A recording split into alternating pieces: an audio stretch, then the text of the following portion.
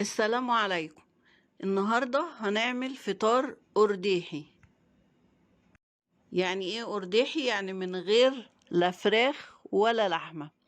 هنعمل مكرونة واحدة وواحدة، وهنعمل جنبها مسقعة، والتحالي هنعملها كنافة في الفنجان بتاع القهوة الصغنن ده.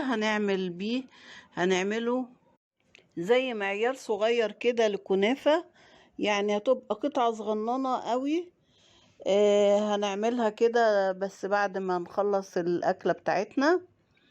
هنا المكرونة أنا هحط لها ملح وفلفل وشوية شطة صغيرة ونص معلقة قرفة وفص توم. طبعا احنا هنا بنقلبها في معلقتين زيت، لو عايزة برضو سمنة، بس هي بتبقى احلى يعني بالزيت، بتبقى مفرفرة كده وبتبقى مفلفلة يعني. حطينا لها هنا المية، ولو عايزة تحط لها مرقة دجاج حط لها، بتبقى حلوة. هنغطي عليها. هنيجي بقى المسقعة. هتعملي الكمية المناسبة ليكي. انا كان عندي 3 بتنجانات رومي، عملتهم قشرتهم وغسلتهم وقطعناها كده حلقات. وهعمل معاها برضو بطاطساية واحدة، مش هعمل بطاطس كتير، قطعتها مكعبات كده. وفلفل رومي قطعته برضو قطع صغيرة. والفلفل الحامي كان في قرن واحد بس كده. هعمله مع التومة كده علشان ايه ما يخليش الزيت اللي اتبقى معايا يبقى حامي كله. فبروح مسوياه مع الطماطم كده مع الصلصة يعني. انا هنا حطيت 4 فصوص توم او 5 فصوص، هو حوالي يعني هي قطعة توم لان كان في الفريزر. وحطيت معلقتين خل، وهستنى لما الخل ايه هيطير والتومة تستوي مع الخل يعني. الخل الحقيقة بيدي المسقعة طعم مميز يعني. وهنا حطيت القرن الفلفل مع التومة،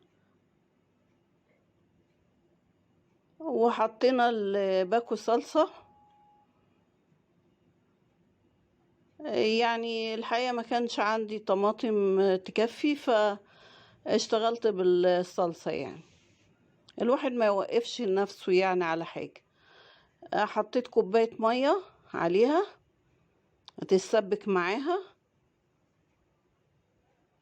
واحط لها الملح والفلفل وشوية كمون.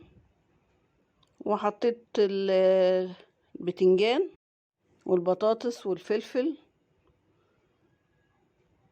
الاخضر يعني اللي هو اللي احنا كنا قالينه.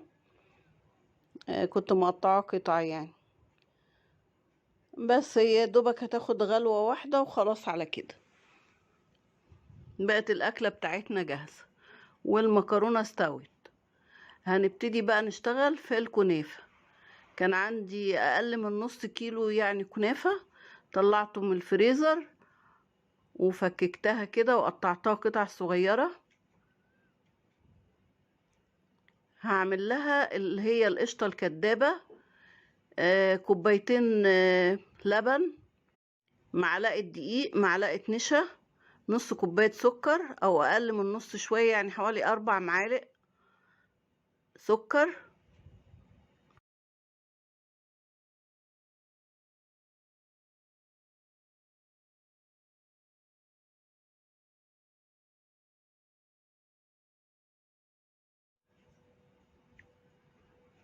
هنقلبها لحد ما تتقل، وهحط لها الفانيليا.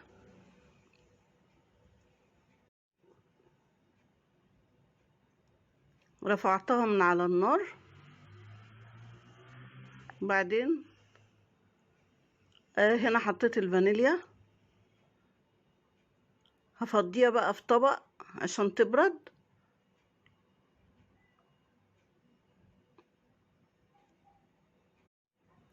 هجيب فنجان القهوة، هحط فيه تحت في القاع كده حبة، وهضغط عليها، واروح حطلها معلقة قشطة، اللي هي القشطة الكدابة دي، اللي هي زي المهلبية يعني كده.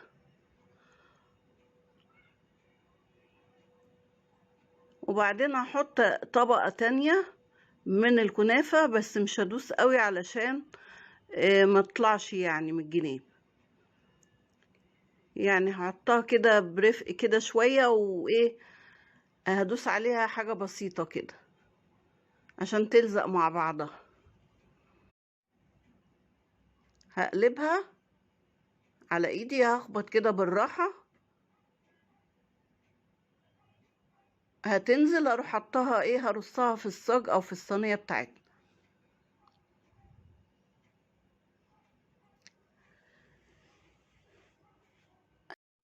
انا جبت غطا برطمان كان له رسمة كده من فوق، فكنت فاكرة ان الكنافة هتديلي نفس الرسمة.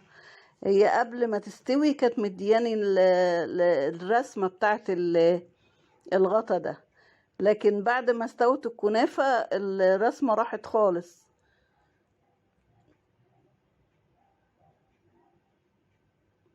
هنعمل كمية كده.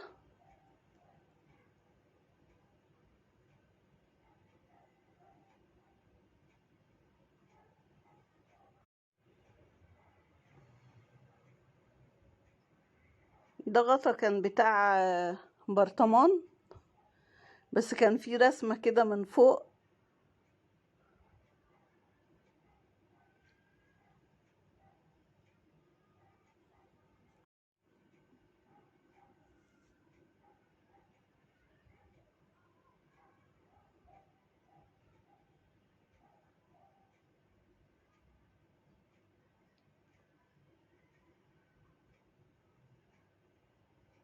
حطيت برضو شوية كنافة تاني بعد ما حطيت الكريمة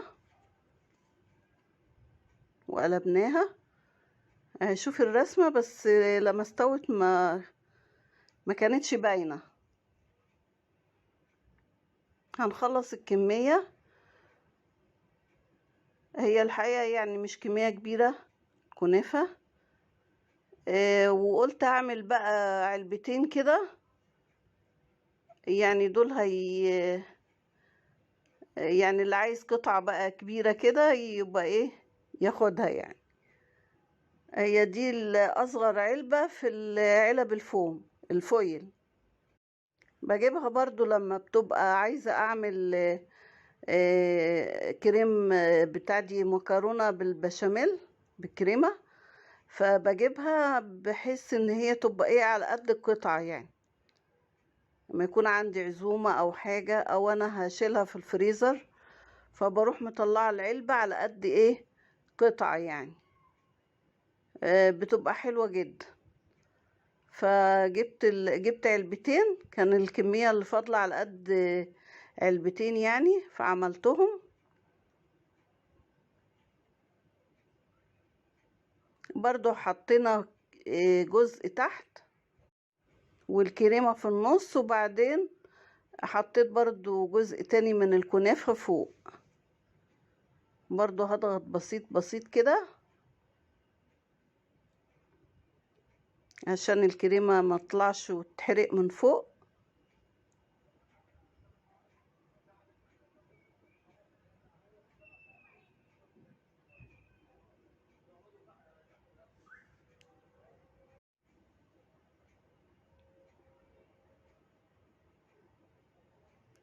بسوي الكريمة كده، احطها بقى في الصينية. ودي سمنة بلدي سيحتها كده، وحطيت على كل واحدة معلقتين او معلقة كده.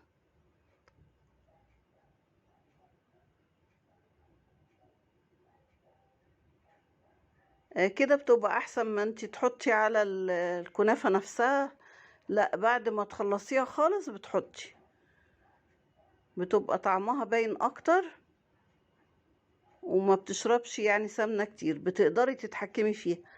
يعني دي اقل من نص كوباية سمنة، اقل من نصها شوية يعني.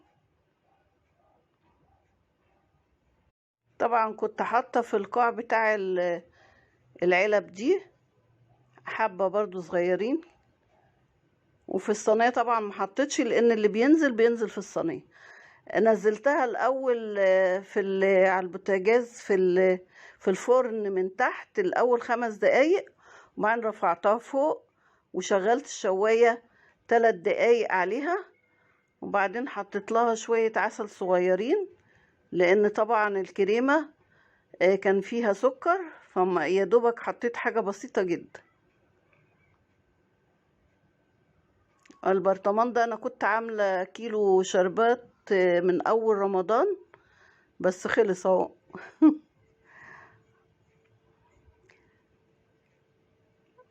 هحاول بقى اعمل تاني ان شاء الله.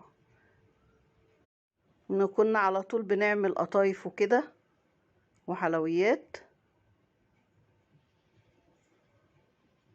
فخلص يعني اول سنة يخلص كده من نص رمضان، لان عملت حلويات كتيرة السنة دي.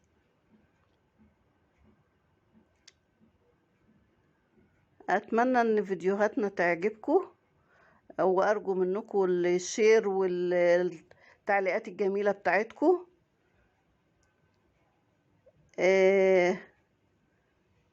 واشوفكم على خير.